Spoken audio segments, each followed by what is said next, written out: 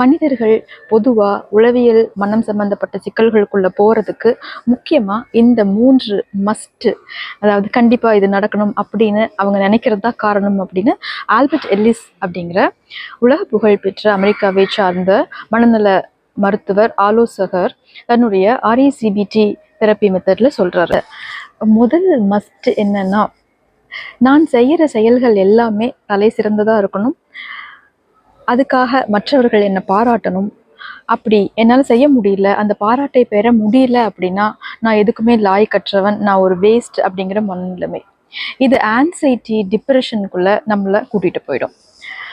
2வது மஸ்ட் என்ன அப்படின்னா, மற்ற மனிதர்கள் எல்லாமே நான் எப்படி நினைக்கிறேனோ அதே போல தான் என்னை ட்ரீட் பண்ணணும். அன்பா, கருணையா, ஃபேரா, நல்லபடியா நடத்தணும்.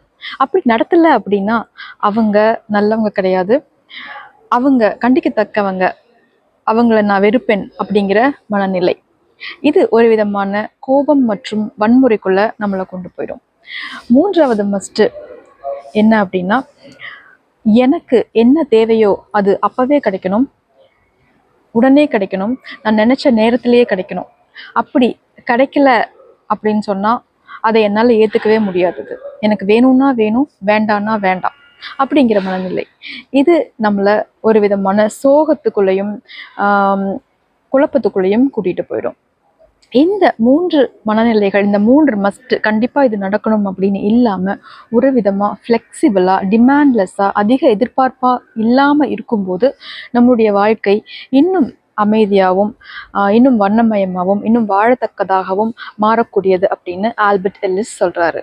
சின்ன வயசுல அடிக்கடி ஹாஸ்பிட்டல் அட்மிட் ஆகிற ஒரு நோயுற்ற குழந்தையா தான் ஆல்பர்ட் எல்லிஸ் இருந்திருக்காரு. அப்போ பெற்றோர் உட்பட அவரை யாருமே அடிக்கடி பார்க்க வரல. ரோமன், கிரீக் ஃபிலாசபியில் ஆர்வம் கொண்டவர். இவருடைய மொழி மிகவும் அழகான மொழி.